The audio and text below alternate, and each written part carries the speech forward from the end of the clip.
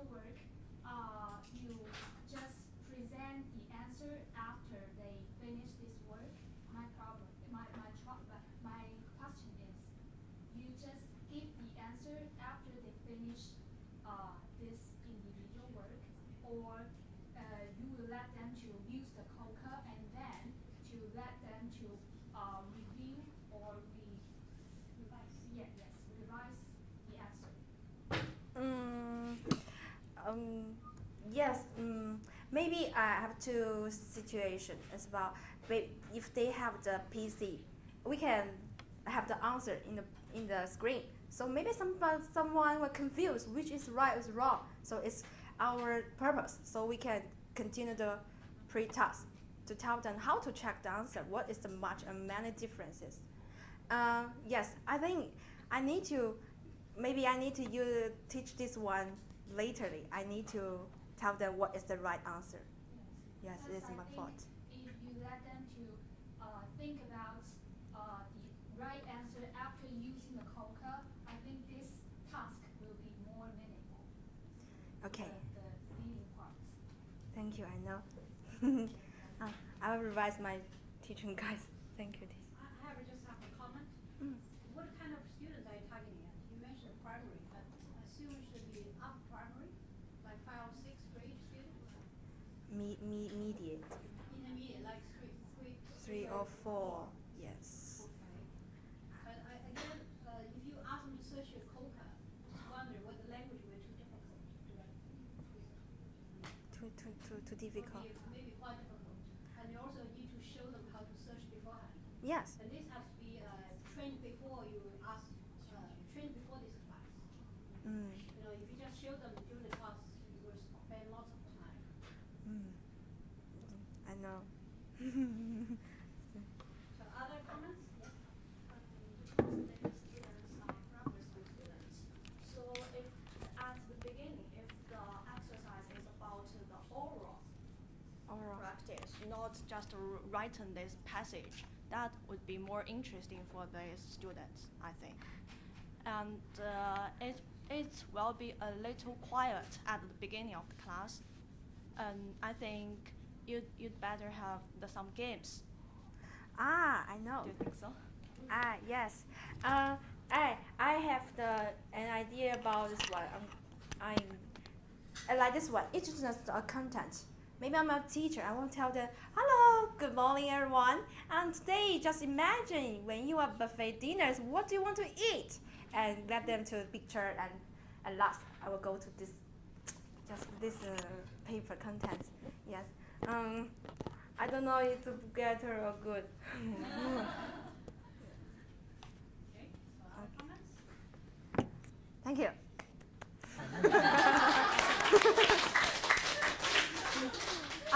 I just want to waste the time for the next group. Okay. Okay, just my final comment. Oh, sorry. Just something for you to maybe pay attention to. Just so in this lesson design, you try to make them differentiate like many, much, and few, little, right? Yes. But many, much, the meaning is more positive. I mean, it's more. But like few, or little is negative. Means actually no. Is that right? But I think you have to kind of make this, meaning difference. Have to make students understand. Few, little actually has some negative connotation, right? I have few, for example, like I have few books. I have few friends. Yeah, something like that. Okay, but I think this is essential. You have to, try to communicate this to students. Okay, then will be more meaningful. Okay. Right. Okay. Thank you. Okay. Thank you, teacher.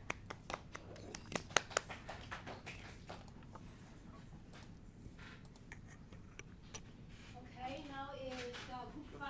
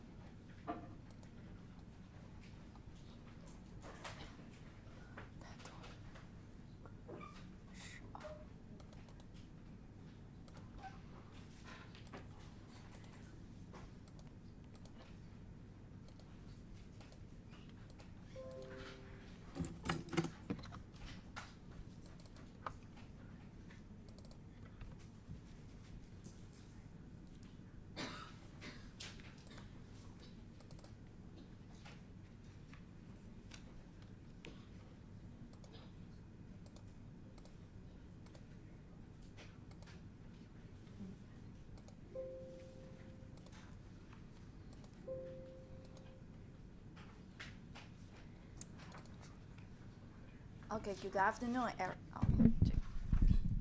Good afternoon. That one is for Okay, you just use the. for the video. Where's the? Just the mic with line? just the Oh. one with Oh. Okay. Good afternoon, everyone.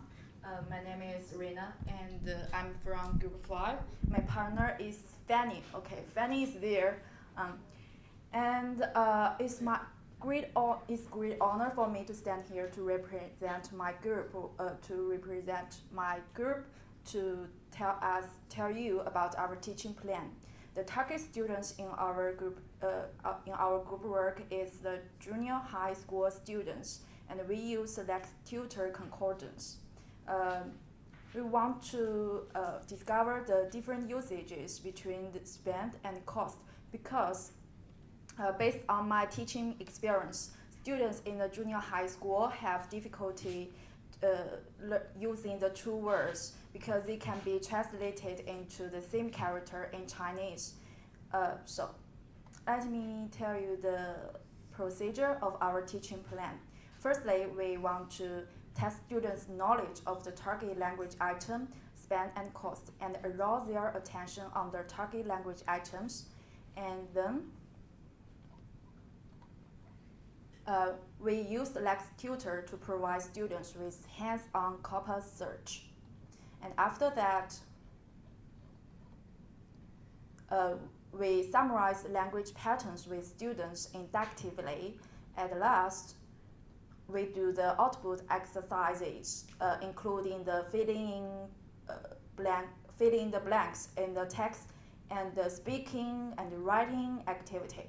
Okay, let's come back to the first step.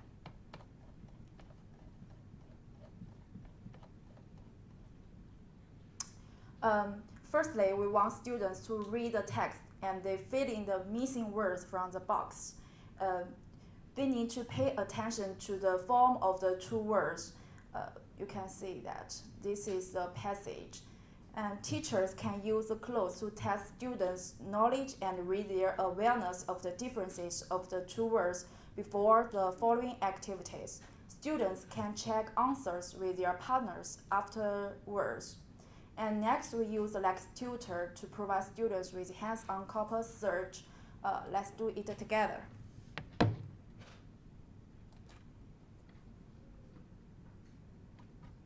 Well, firstly, we need to tap the keyword, for example, spam. And we choose a suitable level for the students, according to Dr. Ma told us before. And then we sorted by one word to the left of keyword because we want to figure out the subject before the word spanned. And then click Get Concordance. Well, it takes a little bit time to wait for this, and we can tell students to be patient. Okay, let's see. This is concordance lines. They can find a lot of sentences for them to discover. But we take the screenshot. You can see from the PowerPoint. We choose 20 sentences from the concordance corpus. Take the first sentence for an example.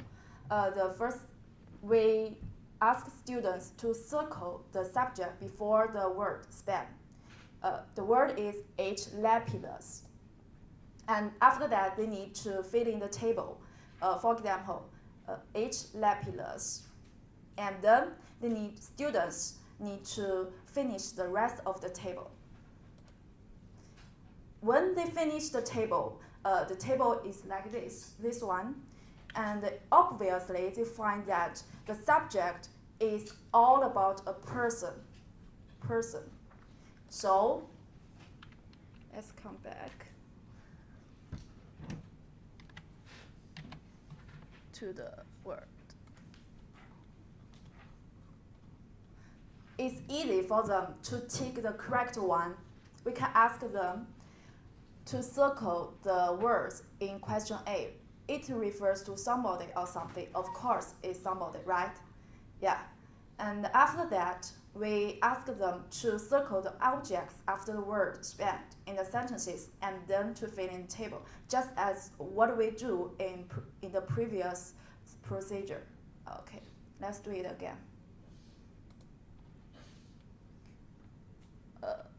Yeah, span equal also span. Okay, brown. Just change left into right because we want to discover which the object behind the word span. Right? Okay, reconcordance.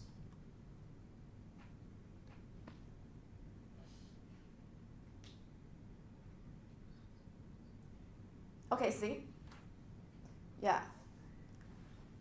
We ask students to circle the object behind the word spent, and they can find the rules from these concordance lines. And all of them is about money and time. So after that, after they finish the table, just like this one, this table, they take the correct ones. They circle the words in question C refer to time and money. They need to circle both of them. Okay, this is the example of span, how to use the corpus to search the word span. And so does cost. So I don't need to do this again, right? Yeah, okay. But what I want to mention is that the object behind the word cost is a little bit complicated because we can see from this table, okay, from the PowerPoint,